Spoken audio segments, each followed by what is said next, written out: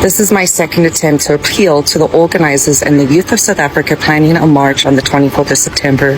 Please don't skip. This is what privileged, disrespectful, out of place people look and sound like. Share this video, like it if you cannot share it, comment so we can have as many people as possible on these. Please do not shut down airports, national roads, reserve banks. Do not cripple our economy. This is not what you want.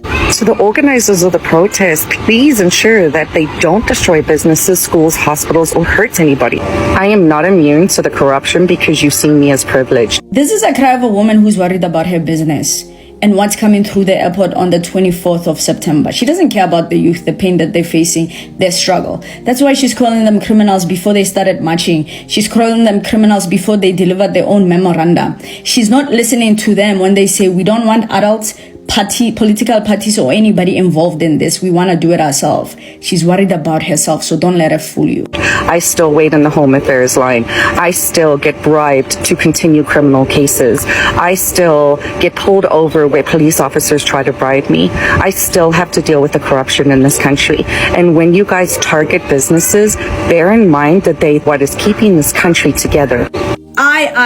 This is not about you. This is a youth march. You're not youth. This is a march for people who are not privileged. You are privileged. This is a march of people who are disregarded and forgotten and abused by people who are bribing you. At least you can be bribed. Bona, they're forgotten. When you get angry at the privileged, understand that they're the ones single-handedly keeping infrastructure together. What this country needs is more people contributing to their tax so that we can help fix it. Business people are the problem because they're hiring illegal immigrants and paying them under the table. They don't pay tax. When business people start doing the right thing and hiring people who can be taxed, then there'll be more people contributing to tax. They are the problem. We're not stupid. You think we are, but we're not. Currently, the top 4% of taxpayers, approximately 304,000 individuals, account for 52.7% of total personal income. And you don't see anything wrong with that. You just like being part of that 4%. Yes, you as velela. Businesses contribute significantly to saving this country. So if you want to burn and loot businesses, understand that they are helping keep this country afloat. You see, for me, that's the most offensive thing you've said out of all the nonsense that you've said. Our youth want to self-actualize. They've asked us, all of us, to step aside. When you are inserting yourself where you don't belong, calling them all sorts of names, calling them criminals before they started, that you need to do something about. You need to be better. Anyway, I digress. The point here is that our youth and our people know what the business people are an issue. If businesses obeyed the law and paid tax properly and they hired who they're supposed to hire, we would have more people paying tax, we will have better infrastructures, and we wouldn't even have this big immigration issue. We wouldn't have Ududula. Hey, if business people did what was right, we wouldn't be having this march. And our kids, they know that. But they've already asked you, step aside, don't get involved. But when you try to get yourself involved in things you don't belong. So since everyone keeps saying, am I going to be part of it? Absolutely not. I doubt anybody asked you if you're going to be part of this, because the youth is clear. They don't want adults. They don't want political parties. They don't want celebrities. They don't want to be endorsed. They want to do this by themselves. Maybe somebody asked you, and they don't listen like you. They need to learn to listen. But what I have done is I've created a petition for all South Africans. Now, if you do not want to take part of this march, then please sign this petition. You know, a simple definition of a colonizer is somebody who goes to a people and tells them what the issues are and comes up with a solution without including those people. And if those people say, no, we have a better solution, or we think this and that, they use a wrath to go and implement whatever they want because they feel they know better and they have better resources. And now, I'm not calling you a colonizer, but that's exactly what you're doing. The youth said, we don't want anybody to be involved. It's our thing. We have our own solutions. We have our own demand. We have our own memorandum that we're going to hand over to the government. You said, no, those are not the issues. And those are not the solution. You even went to a point of writing your own memorandum. After they told us, even black celebrities, they know, they said, okay, we hear you, we're going to step aside. We are all stepping aside. Marwena, you're not listening because You think you are better. It does not matter my skin color. I too am extremely angry with this country and the state of our government and how much they steal and talk and pretend that they care. I too have no water and no electricity. I too experience what everyone else does. But thankfully I can buy my own solar panels and I can buy my own water. But that is still something I should not have to do. This is the government's job. And talking from a point of privilege, just proving my point. Now you want to take over people who cannot to buy a solar system of 150k, people who cannot afford to buy their own water, people who are at the mercy of the so-called government, people who are at the mercy of the so-called people who at least find value in you enough to say, hey, let's bribe it. You're out of line. You really need to do restorative justice. You need to take restorative justice courses and realize how out of line and how out of place you are. Businesses are the biggest problem. Our politicians are corrupt because of businesses.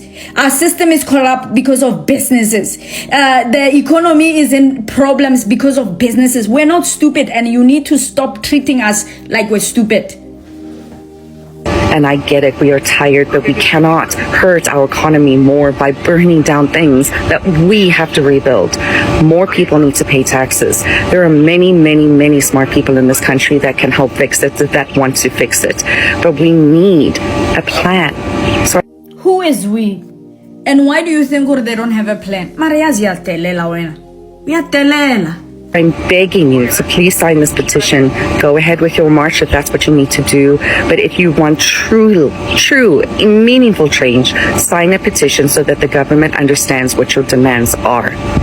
So according to you, not only is our children's plan not good enough, their petition is not good enough either, that the government is not going to listen to them and the government is not going to hear them or bring real change. Unless if they take yours, because Rena, you're so important, you're getting invited. While Rena, we're told to step aside, somebody's like inviting you to come in. You know what, if you really are for South Africans, if you really want to see a good South Africa, if you really are a good person, you need to go take restorative justice courses. You need to work on yourself, because you're out of line and your systems and ways of doing is really causing more issues in our already a troubled system. But now I don't think you're a real person who's really worried about South Africa. Your interests are in your business and your business partners. You don't care about us. You're making a mistake of thinking we're stupid and we believe you. And that is all I'm asking of you. Please share this video as many people as possible. We need to have a petition. We need to have demands. Somebody please tell her, but I know she's not gonna listen because her type don't listen. But there's many petitions by people, including our youth, and there's plans that don't include you. Worry about you and your businesses and rich people. Don't stop trying to derail us and our people. Going to make South Africa as an entire country look real bad. And I don't stand for that either. The country looks bad already, but we don't care about that. Our people are suffering. They don't have jobs, they don't have food. The education system is horrible. Wabana privilege is a problem. You're worried about looking bad when kids are starving, when there's 80 kids in a classroom, when there's no desks, there's no water in schools, when 60% of our youth is unemployed. When are you worried about looking bad? Hey, my privilege. Anyway, guys, do what she said. She said, please share the video. Please share it. She wants to be famous. Yes, bete la lo faz. Reclaim SA. We are reclaiming South Africa. It's ours. And nobody should have a claim on it except us. The citizens of this country that have toiled and tussled, we have fought. And right now, I'm tired of all this keyboard warrior. No. Now it's action. Now it's action. It just needed a match. Our hearts have been waiting for this. We've been waiting to act. We've been waiting to do this and get a solution out of it. So we're not stopping. as Reclaim SA, we are organized. We are systematic. And we are going to handle business. We are aracial. We are apolitical. Issues that really distract us, we are not about that. We're getting straight to the problem, and that's the economy. Our dignity has been stripped away from us. That is our constitutional right, and we're fighting for it. Dignity constitutes economic inclusion. Without being included in this economy, you can't do anything.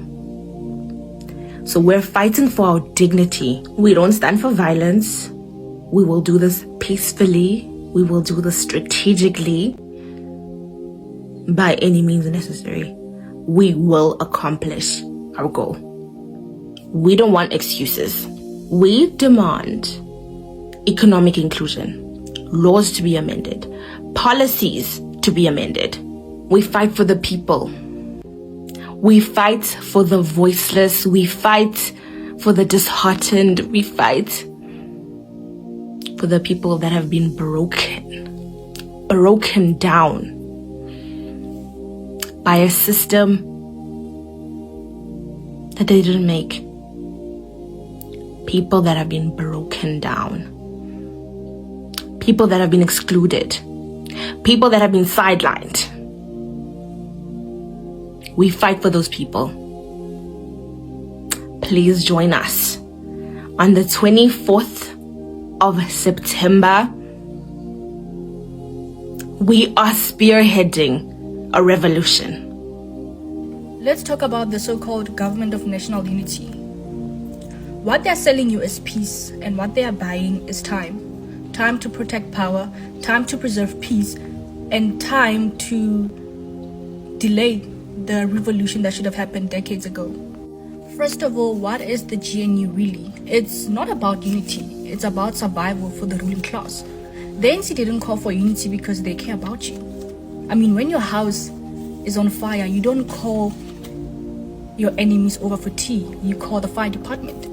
The ANC was drowning, and it needed someone else to hold the lifeboat. And secondly, this isn't a coalition of vision. It's a coalition of desperation. I mean, how do you expect two parties that disagree on almost everything, from land to energy, from inequality to foreign policy, and expect progress? You don't. They are basically putting a tape over a fractured nation and hoping the people don't notice. Third, who's really at the table? Let's be honest, the GNU isn't designed to empower people. It was designed to neutralize the threat of a real opposition. The EFF shut out. The smaller back-led movements with grassroots support ignored. Why? Because the GNU isn't about transformation. It's about maintaining a status quo. It's a rainbow facade with cracks running through the middle. And fourth, the public didn't vote for this. This unity is not democratic, it's strategic. A backroom handshake between parties that spent months attacking each other, and now suddenly they're best friends. This isn't politics, this is theater. And guess who's paying for the ticket? You, the unemployed, the youth, and the working class. And finally, where's the accountability? The same ministers who failed you yesterday are now uniting to fail you together. We have a bloated cabinet, recycled leaders, and a president who cares more about appeasement than action. So Nje, the GNU isn't a solution, it's a strategy, a calculated move to keep revolution at bay. This is also to soften the blow of electoral humiliation, to buy time so that those in power can keep it. But the truth, you can't build a system under smiles and handshakes. You can't silence the youth with unity speeches, and you cannot fix a country by pretending the wound isn't infected. This isn't governance, this is survival politics, and we see right through it. So consider this your wake-up call. While they are busy uniting, we need to start organizing. The stupid thing with Dudula is, I don't think they fully even comprehend and understand that. How would you differentiate between a Shangaan speaking person, because some people speak Shangaan, not the tongue, who stays in Mpumalanga, who now are in Joburg. They speak Shangaan, Maki, and so on. How would you differentiate that and someone who's coming from Mozambique when you are busy stopping people from these clinics? How? And it becomes very funny because a Swati will always remain a Swati person. A Swati from South Africa and a Swati from Swaziland will speak the same Swati. How would you differentiate that? Are you going to look at their IDs? Stupidity at most. You're creating a job that's not even yours. Instead of letting I said in one of my videos, they have to go deal with the institutions that are involved. They want to do Dula, they must do Dula Parliament. They must do Dula, their provincial government, so that they can deal with these issues. Not going to be a police of some sort with no intelligence of any level. How would you differentiate between a Swati speaking person from Swaziland and South Africa? How would you differentiate between a stronger Shangaan speaking person from Mozambique and South Africa? How would you differentiate between a Sotho speaking person from Lesotho and South Africa? How would you differentiate from someone speaking Setswana from South Africa and the Setswana from Botswana? Just because it's easier to target Zimbabweans. Maybe, I don't know, because maybe, but there are Zimbabweans that there are people that speak Shona who lives in Musina. I don't understand where the intelligence in this whole thing that Dudu is trying to apply. It's very confusing, even for themselves, but because they want to act like they're clever, they keep doing these stupid things. The correct way to do that is supposed to be fighting government in order to get those that are not registered to be registered, those that are not registered to be deported. Taking the law in your own hands, you're just going to hurt unnecessary people. Recently, a Tsonga speaking man was denied access to it. He's not from outside, he speaks Tsonga, he's South African, but because of barbaric acts of Dudula, he couldn't get there. There are many South Africans who will suffer and are suffering from these Dudula operations. We've seen it back then in 2007 when there's xenophobic. If you were a bit darker, you were in trouble. If you spoke a bit of Venda or a bit of what, you were in trouble because of the stupidity of this kind of Dudula programs, which I don't understand what their base is. I'm not saying people must not fight for their rights. Fight for your right without undermining any person's right. That's what I don't understand with this Dudula operation. But I'm glad that finally Ramaphosa now and the government have announced that they're going to send police to go dismantle and deal with this Dudula operation thing. Because like Julius has said, they must be dealt with harshly. You cannot be a terrorist or terrorize anyone in this country and be left alone. Be it a Dudula person or you are Zimbabwean, whatever that you are, as long as you are terrorizing other people, no person has a right, be a South African, non-South African, has a right to terrorize anyone. This Dudula thing must come to a nonsense end.